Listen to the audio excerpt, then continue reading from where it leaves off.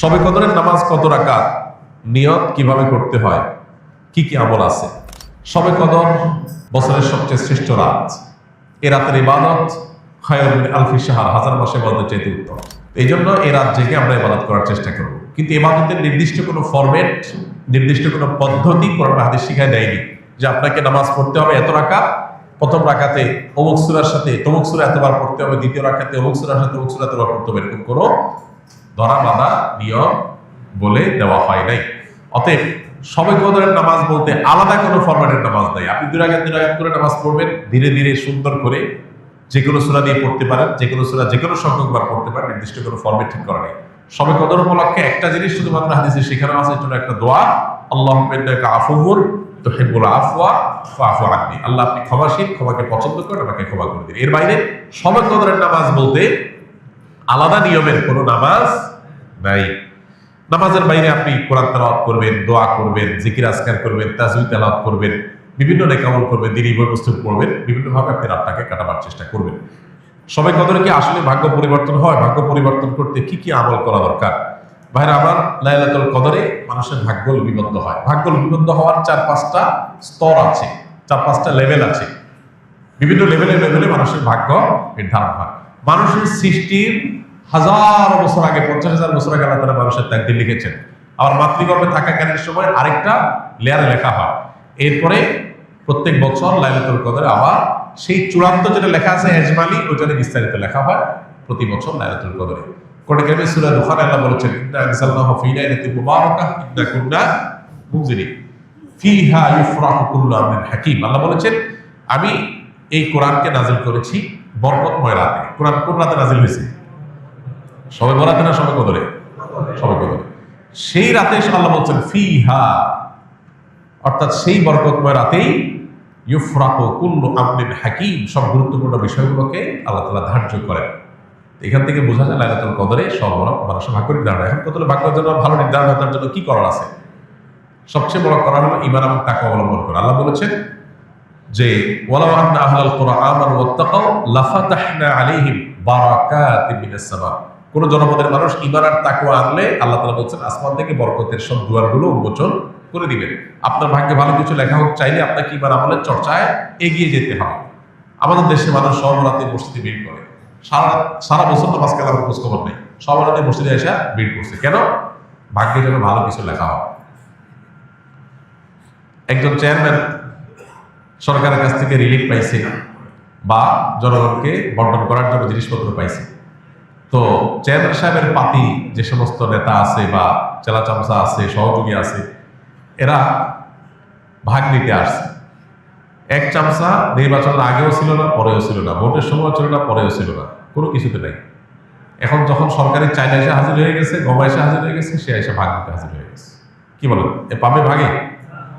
আর যে সবসময় ছিল, ও যদি এদিন হাজির নাও হইতে পারে, তারপর চেয়ারম্যান সাহেব তার জন্য ঠিকই রেখে দিবে যে তুমি এগুলো বন্টন করো তোমার এলাকায়।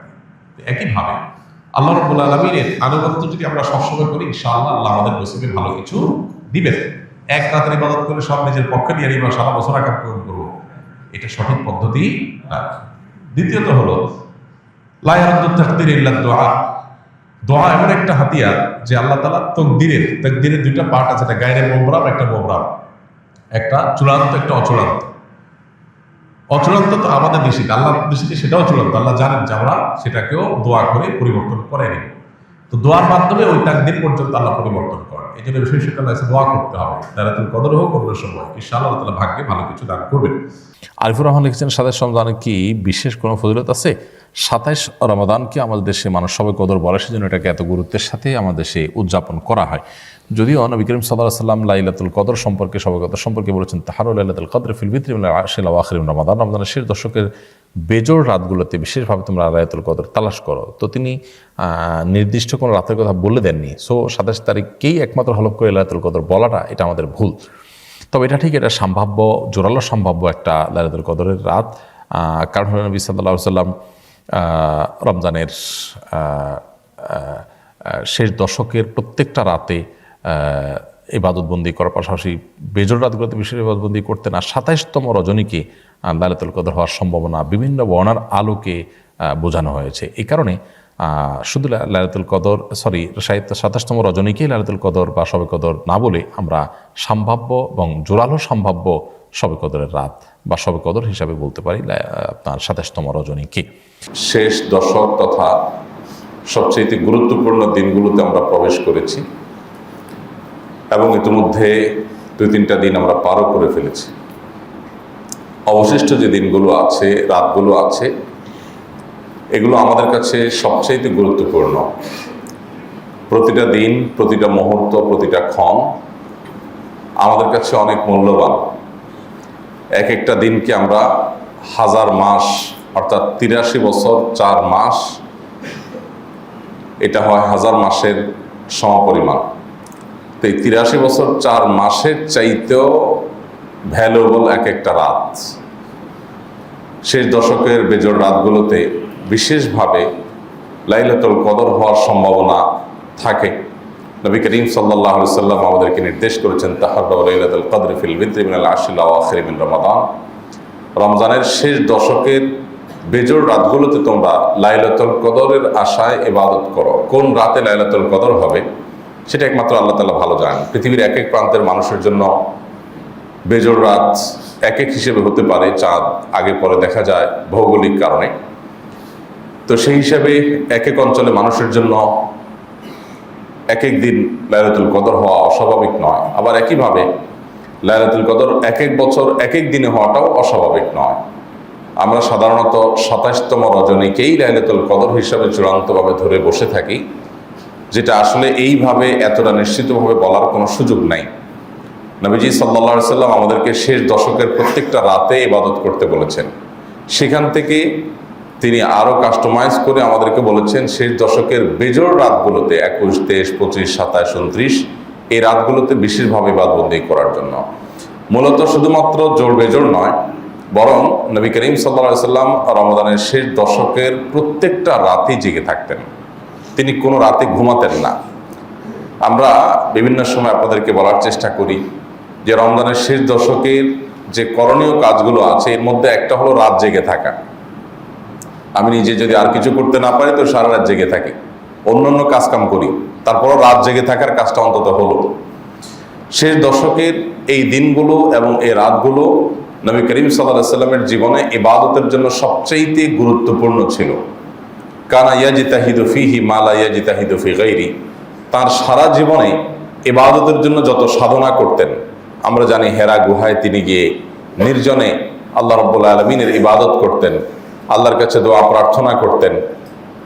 তার জীবনে যত ইবাদত করেছেন, যত দোয়া করেছেন, যত রোনাজারি করেছেন, যত সাধনা মেহনত করেছেন, এই সবগুলোর সাথে যদি রমজানের শেষ দশকের ইবাদতকে তুলনা করা হয় তো রমজানের শেষ দশকের ইবাদতটা ছিল অন্য যে কোনো সময় চাইতে অনেক বেশি। কানা ইয়াজতাহিদু ফীহি মা লা ইয়াজতাহিদু ফী গায়রি। রমজানের শেষ দশকে যা তিনি করতেন ইবাদতের জন্য, যত কষ্ট তিনি করতেন, অন্য কোনো সময় এরকম করতেন না। তার মানে এই দশকের প্রধান এবং প্রথম করণীয় হলো যে এই দশকে আমার জীবনের সবচাইতে বেশি ইবাদতের সাধনা হবে। আমার শক্তি সামর্থ্যের শেষটুকু দিয়ে আমি ইবাদত বন্দেগী করার চেষ্টা করব। আমার ইবাদতের ভলিউম সর্বোচ্চ হাই এবং সবচাইতে পিকে উঠবে এই 10টা দিন। সেটা আমার দিনে হবে, সেটা আমার রাতে হবে, সেটা আমার চলাফেরায় হবে, সেটা আমার লাইফস্টাইল, সেটা আমার দৈনন্দিন রুটিন, সব কিছুতেই তার একটা ছাপ, তার একটা আলামত এটা পড়বে। এটা হলো এই দশকে একজন ইমানদারের জন্য করণীয়, যে জীবনের সবচেয়ে বেশি সাধনা এই দশকে হবে। দ্বিতীয়ত, এই দশকের অন্যতম প্রধান আমল হলো ইতিকাফ। নবী করিম সাল্লাল্লাহু আলাইহি সাল্লাম রমজানের শেষ দশকে ইতিকাফ করতেন। ইতিকাফের এই আমলটি এত গুরুত্বপূর্ণ যে নবী করিম সাল্লাল্লাহু আলাইহি সাল্লাম রমজানের রোজা ফরজ হওয়ার পর থেকে মৃত্যু পর্যন্ত, ওফাত পর্যন্ত তিনি কোনো বছর কিন্তু ইতিকাফ ছাড়তেন না। প্রতি বছর তিনি ইতিকাফ ধরে রাখতেন এবং নিয়মিত করতেন। 1 বছর রমজানে তিনি ইতিকাফে বসেছিলেন, কিন্তু খুব জরুরি কাজে ইতিকাফ ভাঙতে হয়েছিল। পরবর্তী বছর তিনি 20 দিন ইতিকাফ করেছেন, অর্থাৎ আগের বছরের 10 দিনকে আবার রেখে দিয়েছেন। তো এইভাবে রমজানের শেষ দশকের ইতিকাফের গুরুত্ব তিনি আরোপ করেছেন। আমরা বেশিরভাগ মানুষই ইতিকাফের স্বাদ, ইতিকাফের তৃপ্তি এটা আস্বাদন করা থেকে মাহরুম এবং বঞ্চিত আছি। এটা রমজানের শেষ দশকের আমল। এতেকাফকারী ব্যক্তি লাইলাতুল কদর অটোমেটিক পায়। তার মানে এতেকাফ করতে বসার মানে হলো তিনি আল্লাহর ঘরেই আছেন, ইবাদতেই আছেন। এমনকি তিনি ঘুমিয়ে থাকলেও সেটা ইবাদতে, কারণ এতেকাফটাই একটা ইবাদত, মসজিদে অবস্থান করাটাই একটা মূলগতভাবে ইবাদত, তিনি সেটা করছেন। অতএব তিনি যদি ঘুমেও থাকেন তিনি ইবাদতেই আছেন। এইটা এতেকাফকারের জন্য বিরাট বড় সুযোগ। তাছাড়া যারা এতেকাফে বসেন তারা সাধারণত রাতে শেষ দশকের এই রাতগুলোকে তারা হেলায় হারান না। আল্লাহর ঘরের যে আবহাওয়া পরিবেশ, বিশেষ করে ইবাদতের পরিবেশ যখন থাকে, সুন্দরভাবে সেটাকে কাটানো যায়। যাই হোক, সেই সুযোগটা এখন নতুন করে আর নেওয়ার মতো স্কোপ নাই। পরবর্তী বছরগুলোর জন্য আমরা প্ল্যান পরিকল্পনা করতে পারি আগে থেকে। এটা রমজানের শেষ দশকের করণীয়। রমজানের শেষ দশক উপলক্ষে তৃতীয় করণীয় হলো এই দশকে সারা রাত জেগে থাকা। কারণ নবী সাল্লাল্লাহু আলাইহি সাল্লাম ইযা দাখালাল আশর, নবী সাল্লাল্লাহু আলাইহি সাল্লাম রমজানের শেষ দশক যখন শুরু হতো, আহিয়া লাইলা, তিনি সারা রাত জেগে থাকতেন, রাতে আর ঘুমোতেন না। এটা একটা করণীয়। চতুর্থত করণীয় হলো ওয়া আয়কাযা আহলা, পরিবারের লোকদেরকে জাগিয়ে তোলা। তারা যদি কেউ ঘুমে থাকে তাদেরকে ডেকে দেওয়া, যে একটু তাহাজ্জুদ, একটু দোয়া, একটু রোনাজারি, একটু ইবাদতে মশগুল হও। এই মহা অফারের মধ্যে শুয়ে থাকার কোনো সুযোগ নেই। আর 5 নম্বর করণীয় হলো যে এই দশকে বিশেষ করে প্রত্যেকটা রাত তো বটেই, বিশেষ করে বেজোড় রাতগুলোতে লাইলাতুল কদর তালাশ করা। লাইলাতুল কদর তালাশ করার মানে হলো এই রাতটি লাইলাতুল কদর হতে পারে সে আশায় ইবাদত বন্দেগী করা। আর লাইলাতুল কদর হতে পারে এরকম সম্ভাব্য রাতে একটি বিশেষ দোয়া নবী সাল্লাল্লাহু আলাইহি ওয়াসাল্লাম শিক্ষা দিয়েছেন, সেটাকে আমরা 6 নম্বর করণীয় বলতে পারি। সেটা হলো আল্লাহুম্মা ইন্নাকা আফুউন তুহিব্বুল আফওয়া ফাআফু আন্নী। আল্লাহ, আপনি ক্ষমাশীল, আপনি ক্ষমা করতে ভালোবাসেন, পছন্দ করেন, অতএব আপনি আমাকে ক্ষমা করে দিন।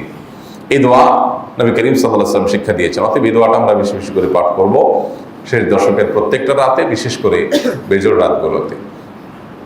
7 নম্বর করণীয় হলো কোমর বেঁধে নিয়ে ইবাদত করা। ওয়াসাদ্দামে ইজারা, নবী সাল্লাল্লাহু আলাইহি ওয়াসাল্লামের ব্যাপারে আমাদের আয়েশা রাদিয়াল্লাহু আনহা অন্যান্য সাহাবী থেকে বর্ণিত হাদিসে আসছে যে তিনি রমজানের শেষ দশক যখন শুরু হতো, সাদ্দামে ইজারা, তিনি কোমর বেঁধে নিতেন। কোমর বেঁধে নেওয়ার অর্থ কি? কোমর বেঁধে নেওয়ার অর্থ, একটা অর্থ হলো যে কোনো কাজকে সর্বশক্তি নিয়োগ করে করাকে কোমর বেঁধে নামা বলে, এটা একটা অর্থ। আরেকটা অর্থ বিভিন্ন হাদিস বিশারদগণ জাস্ট আমাদের ব্যাখ্যা করেছেন যে এর মানে শেষ দশক স্ত্রী থেকে পৃথক থাকা, এটা নবী সাল্লাল্লাহু আলাইহি ওয়াসাল্লাম করতেন। তার মানে এই দশকটা শুধুই ইবাদতের জন্য রাখতেন। তাছাড়া এমনি যেহেতু ইতিকাফে থাকতেন, অতএব সেটাও বোঝা যায় যে এই ব্যাখ্যাটাও অমূলক বা অযৌক্তিক নয়। অর্থাৎ এই দশকটা ইবাদতের জন্য নিজেকে সম্পূর্ণ পৃথক করে রাখা, এই কাজটি নবী করিম সাল্লাল্লাহু আলাইহি ওয়াসাল্লাম করতেন। রমজানের শেষ দশক এর গুরুত্বপূর্ণ আরেকটা আমল হলো যে এই দশকে আমাদের ইবাদত বন্দেগী নেক আমল যেগুলো রমজানের সারা মাস জুড়ে আমরা করেছি, সেগুলো এই দশকে আরো বিশেষ গুরুত্বের সাথে করা, সেটা আমাদেরকে করতে হবে। আর আরেকটা করণীয় হলো সদকায়ে ফিতর দেওয়া। প্রত্যেক রোজাদার ব্যক্তি তার পরিবারের ফিতরা সম্পর্কে আমরা অনেকে পরিপূর্ণ পরিষ্কার না, অনেকে ধোঁয়াশার মধ্যে থাকি। সদকায়ে ফিতর এটা একটা পরিবারের কর্তা যিনি, তিনি তার পরিবারের সকল সদস্য যারা তার একান্নভুক্ত, যাদের ভরণ পোষণ তিনি দিচ্ছেন, এটা তার অধীনে, তারা সবার তরফ থেকে পরিবারের কর্তা যিনি উনি দিবেন।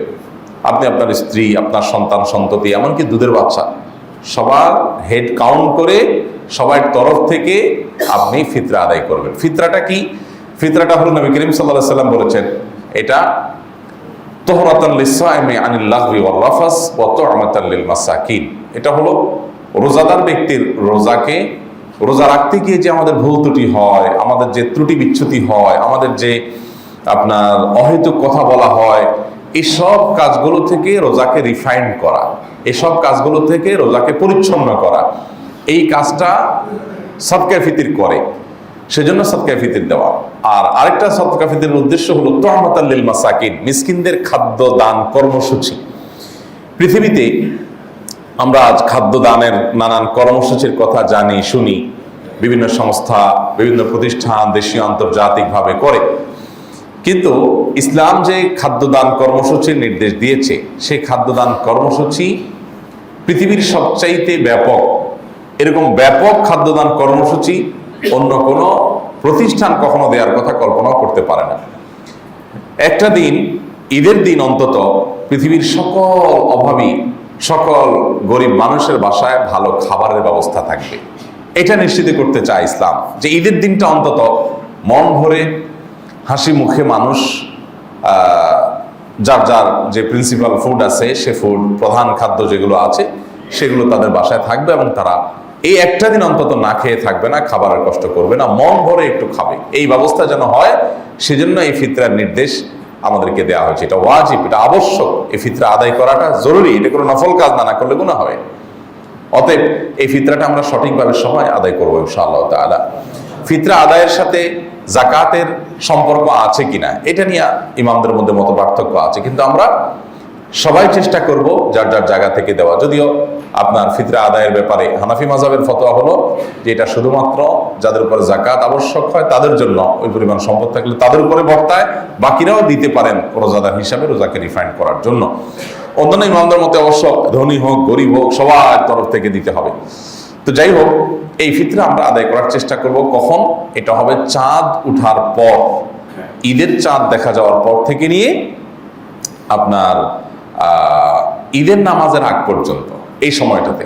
আমরা ছোটবেলায় দেখেছি আমাদের মা চাচিরা ফিতরার টাকা রেখে দিতেন, রেখে দিয়ে 2 টাকা 2 টাকা করে দিতেন, এবং 2 টাকা 2 টাকা করে, তখন টাটকা নোট, 2 টাকার নোট থাকতো, 1 টাকার নোট থাকতো, 1 টাকা 2 টাকা করে দিতেন, এবং এটা রেখে দিতেন যে গরিব আরো আসবে, ঈদের দিন দুপুরে কিছু আসবে, বিকালে কিছু আসবে, তাদেরকেও দিতে হবে, এই জন্য সব দিতেন না। তো এইভাবে দিলে ফিতরা আদায় হবে না, এটা ওনারা জানতেন না, ভুল পদ্ধতিতে ফিতরা দিতেন। নবী করিম সাল্লাল্লাহু আলাইহি ওয়াসাল্লাম বলেছেন, ফামান আদ্দাহা ক্বাবলা সালাতি ফাহিয়া সাদাকা মাকবুলা। যে ব্যক্তি ঈদের নামাজের আগে ফিতরা আদায় করবে সেটা ফিতরা হিসাবে গ্রহণযোগ্য হবে আল্লাহর কাছে। ওমান আদ্দাহা বাদা সালাতি ফাহিয়া সাদাকাতু মিনাস সাদাকাত। আর যে ব্যক্তি ঈদের নামাজের পরে ফিতরা দিবে সেটা জেনারেল ডোনেশন হয়ে যাবে, এটা ফিতরা হবে না, আপনার ফিতরার ভূমিকা ওইটা রাখবে না। অতএব ঈদের নামাজের আগে দিতে হবে। দেখুন ইসলামের সৌন্দর্য, ঈদের নামাজের আগে কেন, পরে হলে সমস্যা কি? এমন ইসলাম চায় আপনি আমি, আমাদের যে আনন্দ আছে, আমাদের যে ভোগ আছে, আমাদের যে উৎসব আছে, আমাদের যে উল্লাস আছে, আমাদের যে ফুর্তি, এটা করবার আগে আমি অন্তত এক বা একাধিক পরিবারের হাসি এবং আনন্দের ব্যবস্থা করে তারপর আমি হাসবো। এ হলো ইসলামের নির্দেশনা। আমি একটা গরিবের বাসায় খাবার পৌঁছাই দেব, সেই খাবার, সেই খাদ্য তাদের আনন্দের কারণ হবে, দেন আমি ঈদগাহে যাব। কারণ ঈদের পূর্ণতা, ঈদের আনন্দ, এটা 16 কলায় পরিপূর্ণতা পায় কখন? ঈদগাহে যাওয়ার পর। ঈদগাহে যাওয়ার পর ঈদের নামাজ পড়লেন, এটা হলো ঈদের আনন্দ পূর্ণ মাত্রায় পাওয়া। এই ঈদের আনন্দ পরিপূর্ণ মাত্রায় আপনি করবেন, তার আগে অভাবী পরিবারের মুখে হাসি ফোটাবেন। অর্থাৎ আপনি ভোগ করেন, এই দিনটা আপনাকে ভোগ করার জন্য আল্লাহ তাআলা দিয়েছেন। এটা ইয়াউমু আকলিন ওয়া শুরব, এটা খাওয়া এবং পান করার দিন, আনন্দ করার দিন। আপনি খান, হালাল খাবার খান, হালাল পানীয় পান করেন, এটার জন্য এই দিনটা আল্লাহ তাআলা আপনাকে দিয়েছেন। বাট আপনার আনন্দের আগে, আপনার ভোগের আগে ইসলাম আপনাকে ত্যাগের শিক্ষা দিয়েছে। ঠিক একই কথা ঈদুল আজহাতেও। ঈদুল আজহাতে আল্লাহ তাআলা সে সম্পর্কে বলেছেন, ফাকুলু মিনহা ওয়া তা'মুল কানিআ ওয়াল মুতাররা। অন্য আয়াতে আসছে ওয়া তা'মুল কাইসাল বাইসাল ফাকির। তোমরা কুরবানির পশুর গোশত নিজেরা খাও এবং গরিব অভাবীদেরকে দাও।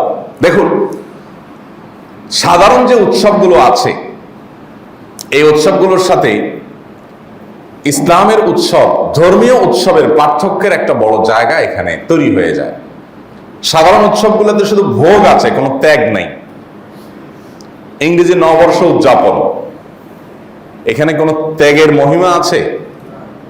যে এই দিন উপলক্ষে গরিবদের মধ্যে খাবার বিলাও, পোশাক বস্ত্র বিতরণ করো, এরকম কিছু আছে? কি আছে? টাকা পয়সা থাকলে আতশবাজি কিনো, পটকা কিনো, কিনে এগুলো ফুটাও, ফানুস উড়াও। আর যাদের আরো বেশি পয়সা আছে তারা হোটেলে চলে যাও, বারে চলে যাও, তারা ক্লাবে চলে যাও, পার্টি টাটি করো, উম্মাতাল জীবন যাপন করো, উন্মাদনা করো, ভোগ করো। এই পৃথিবীটা এমনিতে যে পরিমাণ ভোগবাদের দিকে চলে গেছে, যে পরিমাণ মানুষ স্বার্থপরতার দিকে চলে গেছে, এই লাগাম যদি টেনে ধরা না হয় তাহলে এটা ইতিমধ্যে মনুষ্যত্বের গণ্ডি পেরিয়ে পশুত্বকে হার মানানোর প্রতিযোগিতা আমরা অবতীর্ণ হয়ে গেছি। নীতি, নৈতিকতা, আদর্শ সব দিক থেকে শেষ। এই সময় এসে আমরা অনেকে মনে করি যে ধর্মটা আমাদের জীবনে বোধহয় খুব বেশি প্রাসঙ্গিক বিষয় না, এটা বোধহয় আমাদের জীবনের 4 সাবজেক্টের মতো। অথচ আজকের পৃথিবীর বাস্তবতা, ধর্মটা আমাদের জীবনের সবচেয়ে গুরুত্বপূর্ণ অনুষঙ্গ হওয়া উচিত। অন্য যে কোনো সময় চাইতে দ্বীন এবং ইসলামের চর্চার গুরুত্ব এখন আরো অনেক বেশি। কারণ মানুষ ইতিপূর্বে এতটা স্বার্থপর ছিল না, এতটা মোরালিটিহীন, এতটা নীতি নৈতিকতাহীন, এতটা আদর্শহীন, এতটা আদর্শ বিবর্জিত, এতটা স্বার্থান্ধ, এতটা পশুর মতো শুধু ভোগবাদী ছিল না পৃথিবীতে মানুষ। যে জায়গায় আমরা দাঁড়িয়ে আছি, একটা শিশু পর্যন্ত স্বার্থপরের মতো আচরণ করে, একটা কিশোর পর্যন্ত আজ ভোগে উন্মাতাল থাকতে চায় এবং সেটা করতে গিয়ে উচ্ছন্নে চলে যায় এবং অবক্ষয়ের একেবারে তলানিতে গিয়ে আমরা ঠেকেছি। নারী বলুন, পুরুষ বলুন, সন্তান বলুন, বাবা মা বলুন, কিশোর বলুন, তরুণ বলুন, ছেলে বলুন, মেয়ে বলুন, কারোর মধ্যে যেন কোনো প্রকার মনুষ্যত্ব নেই। মনুষ্যত্ব যেন সব জায়গা থেকে হারিয়ে যাচ্ছে। এরকম ভয়ঙ্কর একটা সময় আমরা পার করছি। এই সময়টাতে ইসলামের চর্চা, ধর্মের চর্চা আমাদের জীবনে আরো প্রাসঙ্গিক। আমাদের সন্তানদেরকে যদি মানুষ বানাতে চাই, আমাদের বাবা মাকে যদি আদর্শ বাবা মা বানাতে চাই, আমাদের শিক্ষকদেরকে যদি আদর্শ শিক্ষক বানাতে চাই, আমাদের শিক্ষার্থীদেরকে যদি আদর্শ শিক্ষার্থী বানাতে চাই, আমাদের তরুণদেরকে যদি আদর্শ তরুণ বানাতে চাই, তাহলে এই সমাজে দ্বীন চর্চা, ইসলাম চর্চার বিকল্প কোনো পথ আমাদের সামনে খোলা নাই। বহু এক্সপেরিমেন্ট করা হয়েছে, বহু এক্সপেরিমেন্ট, বহু পরীক্ষা নিরীক্ষা করা হয়েছে, এটা করে সেটা করে। এগুলো কোনোটা মানুষকে নৈতিক, নীতিবান, সত্যিকারের মানুষ, সত্যিকারের আল্লাহভীরু, সত্যিকারের বিনয়ী, সত্যিকারের পরোপকারী, সত্যিকারের আত্মত্যাগকারী, সত্যিকারের আত্ম উৎসর্গকারী এরকম মানুষে কখনো বানাতে পারেনি। কোনো এক্সপেরিমেন্টেই করা যায়নি। এটার একমাত্র পথ হলো দ্বীন এবং ইসলামের পথে ফিরে আসা, আর কোনো পথ খোলা নেই। আপনি নবী করিম সাল্লাল্লাহু আলাইহি সাল্লামের জীবনে দেখেন, পৃথিবীর ইতিহাসের সবচেয়ে জঘন্য, সবচেয়ে বর্বর যে মানুষগুলো ছিল মক্কার, যারা নিজের সন্তান মেয়ে হলে তাকে জীবন্ত পুঁতে ফেলতো, জীবন্ত পুঁতে ফেলতো, এবং হেন কোনো অন্যায় অনাচার নেই যে অনাচারকে সামাজিকভাবে প্রতিষ্ঠা করে নাই তারা। এরকম জাহিলি যুগে একটু একজনের কূপ থেকে, কোন কূপ থেকে একজনের ওট আরেকজনের ওটের আগে পানি পান করে ফেলেছে। জাস্ট এই কারণকে ঘিরে যুগ যুগ ধরে, শতাব্দীকে শতাব্দী ধরে তারা যুদ্ধ বিগ্রহ করত, এবং সন্তান হলে যুদ্ধের কাজে লাগানোই তাদের মূল কাজ ছিল। এইরকম একটা ভয়াবহ পরিবেশে মুহাম্মদ সাল্লাল্লাহু আলাইহি ওয়াসাল্লাম এসে কোরআন দিয়েছেন। এই কোরআন তাদেরকে পরিবর্তন করে পৃথিবীর ইতিহাসের সবচেয়ে শ্রেষ্ঠ এবং সেরা মানুষ বানিয়ে তারপরে কোরআন ছেড়েছে। তো সেই অভিজ্ঞতাকে পুনরায় আমাদের কাজে লাগাতে হবে। এছাড়া আর কোনো পথ খোলা নেই। আমাদের সমাজে শিক্ষিতের পরিমাণ আগের তুলনায় বাড়ছে না কমছে? অমানুষের পরিমাণ সমান্তরাল ভাবে বাড়ছে। শিক্ষিত যত বাড়ছে, অমানুষও, চোর বাটপারও, দুর্নীতিবাজও, মা বাবার অবাধ্য, সুদখোর, ঘুষখোর, কোনটা মানে খারাপের যতগুলো মিটার আছে, যতগুলো প্যারামিটার আছে, কোনটা বাড়ে নাই আমাকে বলেন যে এই জিনিসটা আমরা উন্নতি করছি। আমরা সব দিক থেকে অবনতি হয়েছে। আমাদের শুধু দালান কোঠার উন্নতি হয়েছে, আমাদের ইস্পাত সভ্যতার উন্নতি হয়েছে, আমাদের ইট লোহার উন্নতি হয়েছে, আমাদের সিমেন্ট বালির উন্নতি হয়েছে, আমাদের ব্রিজ কালভার্ট হয়েছে, আমাদের রাস্তাঘাট হয়েছে, আমাদের আয় বাড়ছে, আমাদের দিনকাল একটু ভালো হয়েছে, আমরা একটু ভালো খাই। বাট নীতি নৈতিকতা এবং আদর্শের কথা যদি বলেন, তাহলে আমাদের সাথে এখন কম্পিটিশন চলে পশু পাখির, যে পশুরা কত খারাপ হতে পারে। আমরা তাদেরকে এখন হারানোর প্রতিযোগিতায় নেমেছি। চতুর্দিকে আপনি একই অবস্থা দেখতে পাবেন। এখনকার সন্তানরা কি আগের সন্তানদের মতো বাবা মার চোখ জোড়ানোর সন্তান হয়? প্রায় সব বাবা মা, হাতে গোনা দুই একজন সৌভাগ্যবান বাবা মা ছাড়া সব বাবা মা সাফার করছেন যে তার সন্তান তিনি যেভাবে চাচ্ছেন সেভাবে না, আসলে সে এরকম সন্তান আশা করেন না, তিনি এরকম সন্তান এক্সপেক্ট করেন না, কিন্তু সেই সন্তানই তার ঘরে। চতুর্দিকে আজকে ভয়াবহ অবক্ষয়। এই অবক্ষয়ের হাত থেকে বাঁচাবার জন্য পৃথিবীর ইতিহাসে, মানব ইতিহাসে যত এক্সপেরিমেন্ট চালানো হয়েছে, আজও গোটা পৃথিবীতে যত এক্সপেরিমেন্ট চালানো হয়, আপনি সবগুলোকে একদিকে রাখেন, আর মুহাম্মদ সাল্লাল্লাহু আলাইহি সাল্লাম মক্কায় যে আল্লাহর দেওয়া ওহীর আলোকে এক্সপেরিমেন্ট চালিয়েছেন সেটাকে একদিকে রাখেন, দেখবেন যে আপদমস্তক অন্ধকার, গুটগুটে অন্ধকারে ডুবে থাকা মানুষটা শুধু কোরআনের ছোঁয়ায় আসার পর, কোরআনের সংস্পর্শে আসার পর তিনি শুধুমাত্র আলোকিত হন নাই, গোটা বিশ্বকে আলোকিত করে গেছেন। আপনি এক একজন মানুষকে যদি আপনি দেখেন, আপনি অবাক হবেন যে যে মানুষগুলো নিজের কন্যা সন্তানকে জীবন্ত পুঁতে ফেলতো, যে মেয়ে হয়েছে, এটা কেন মেয়ে হলো, মেয়ে হলো এটা মানে কি কাজে আসবে, আমার তো দরকার যুদ্ধ করা, মেয়ের যদি সে কাজ হবে না, অতএব এটা পুঁতে ফেলো। সেই অসভ্যতায় ডুবে থাকা মানুষটা শুধুমাত্র কোরআনের ছোঁয়ায়, হাদিসের ছোঁয়ায়, ওহীর ছোঁয়ায়, দ্বীনের ছোঁয়ায় আসার পর তিনি বরং বেশি থেকে বেশি কন্যা সন্তানের বাবা হতে পারলে সেটার জন্য তিনি প্রাউড ফিল করতেন, গর্ববোধ করতেন। অর্থাৎ রাতকে দিনে পরিণত করে গেছেন। নারীর অধিকার নিয়ে অনেক কথা তো আমরা বলছি আজকাল। আমরা যারা নারীর অধিকার নিয়ে কথা বলছি, আমরা যারা মানুষের অধিকার নিয়ে কথা বলছি, আমাদের জন্ম, আমাদের 14 গোষ্ঠীর জন্মেরও আগে নারীকে পাতাল থেকে আকাশে তুলে দিয়ে গেছেন মুহাম্মদ সাল্লাল্লাহু আলাইহি ওয়াসাল্লাম। শুধুমাত্র জীবন্ত পুঁতে ফেলা থেকে রক্ষা করা নয়, এটা তো একটা ইস্যু। মক্কা সমাজের হাজার ইস্যু ছিল, হাজার ইস্যু ছিল। সকল খারাপ জিনিসগুলোকে দাফন করে সেখানে নতুন এক ইতিহাস রচনা করেছেন। গোটা পৃথিবীর মানুষের জন্য এক আদর্শ সমাজ গড়ে দিয়ে গেছেন, যে আদর্শ সমাজ মানুষ স্বীকার করুক কিংবা স্বীকার না করুক, কিয়ামত পর্যন্ত সেই আদর্শ সমাজকে, সেই খেলাফতকে, সেই শাসনকে মানুষ মানব ইতিহাসের সবচেয়ে সেরা শাসন বলতে বাধ্য হয়। এটা গড়ে দিয়ে গেছেন সামান্য কয়েক বছরে, যেটা যুগ যুগ ধরে আজকে জাতিসংঘ চেষ্টা করছে, পৃথিবীর বিভিন্ন সংস্থা চেষ্টা করছে নারীর অধিকার যাতে মানুষ ফিরিয়ে দেয়, নারীর প্রতি যেন বৈষম্য না হয়, শিশুর প্রতি যেন বৈষম্য না হয়, মানুষের অধিকার যেন ফিরিয়ে দেওয়া হয়। এই জন্য তারা নানা রকমের চেষ্টা করছে। সেই চেষ্টা নিয়ে আমার বক্তব্য না, বক্তব্য হলো মুহাম্মদ সাল্লাল্লাহু আলাইহি সাল্লাম মাত্র মদিনা হিজরতের পর 10 বছর সুযোগ পাইছেন। 10 বছরের মধ্যে গোটা মক্কা মদিনার পথটাকে পরিবর্তন করে দিয়ে গেছেন। ভাইরা আমার, সেই জায়গায় আমাদেরকে আবার যেতে হবে, এছাড়ার কোনো পথ আমাদের সামনে খোলা নাই। তো যেটা বলছিলাম, রমজানের শেষ দশকের সর্বশেষ আমল ফিতরা। এই ফিতরা দেওয়ার আমলটা আমাদের সবাইকে করতে হবে, যাতে গরিবের বাসায় একটা দিনের খাবারের ব্যবস্থা থাকে।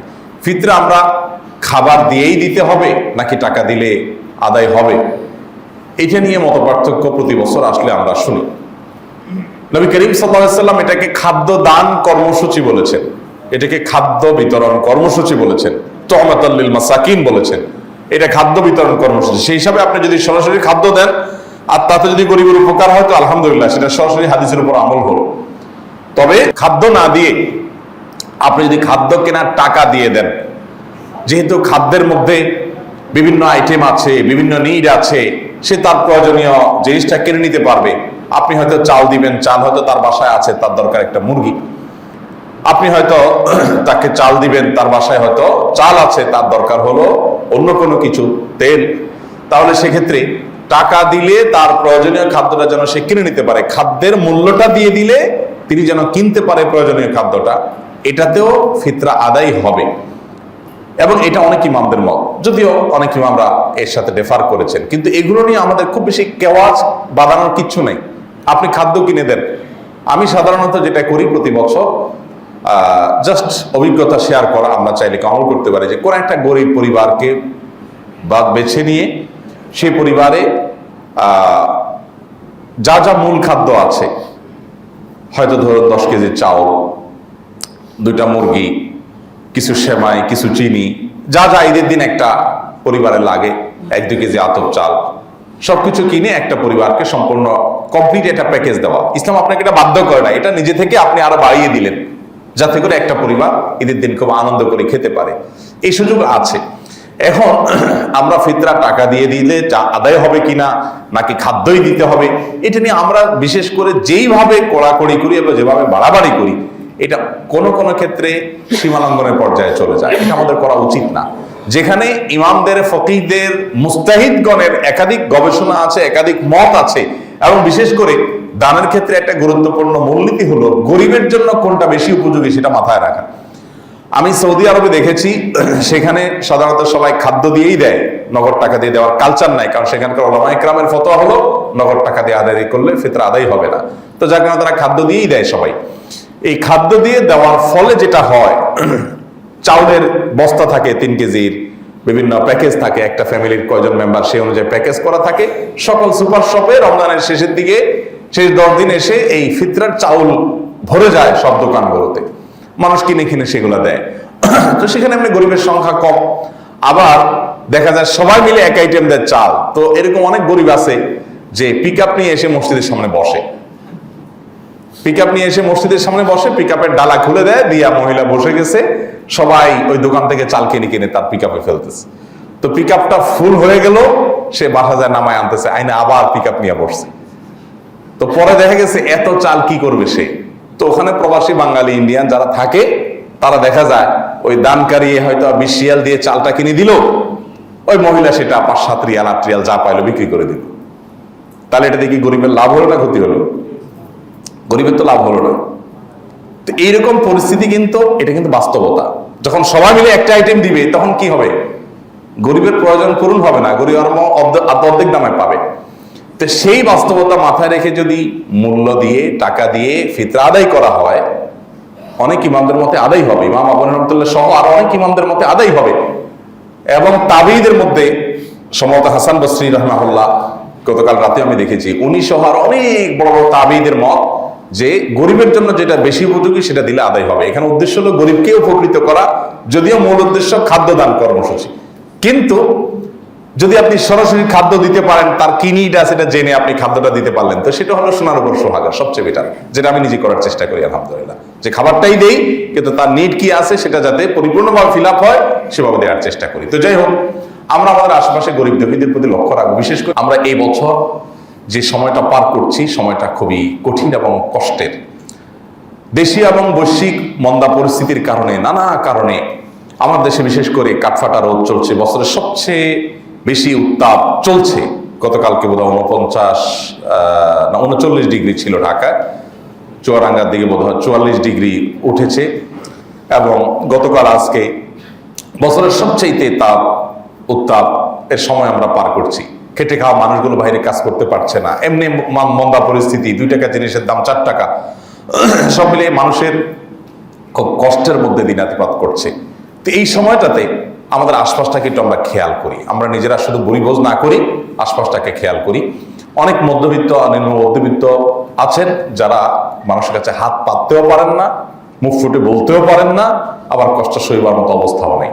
আমাদের দায়িত্ব হলো আমাদের আশপাশটাতে খেয়াল করা, যে আমার আশেপাশে প্রতিবেশী যারা আছে, অনেকে শুধুমাত্র আত্মীয়-স্বজন দেখে দেয়, আত্মীয়-স্বজনকে অগ্রাধিকার দিবেন, এতে কোনো সন্দেহ নাই, এতে কোনো সমস্যা নেই। কিন্তু আত্মীয়-স্বজনের পাশাপাশি প্রতিবেশীদের প্রতি আমাদের বিশেষ খেয়াল থাকতে হবে, সেটা আমরা যেন করার চেষ্টা করি। আল্লাহ আমাদের সবাইকে তৌফিক দান করুন। সেই সাথে ঈদের চাঁদ আমরা তালাশ করার চেষ্টা করব। চাঁদ দেখা নিয়ে আমরা প্রতি বছরই বলি, রমজান আগেও বলার চেষ্টা করি যে আমরা চাঁদটা তালাশ করার চেষ্টা করব। চাঁদ দেখার এই আমলটা আমাদের সমাজ থেকে উঠে যাচ্ছে।